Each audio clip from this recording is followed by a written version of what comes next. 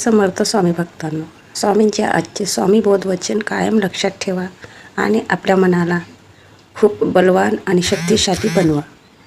आपल्या स्वामींनी आपल्यासाठी जे बोधवचन लिहिले आहे ते लक्षात ठेवून आपलं कर्म चांगले ठेवून आणि आपली वागणूक चांगली ठेवून स्वामींच्या या बोधवचनाचे कायम स्मरण करत राहा.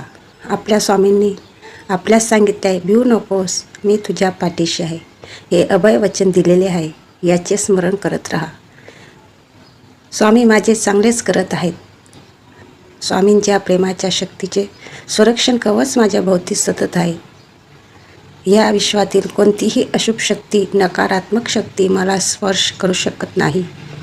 हे लक्षात ठेवा. ही अटूट अभेद विश्वास ठेवत हृदयातून येणाऱ्या स्वामी हुकुमांचे पालन करत राहा.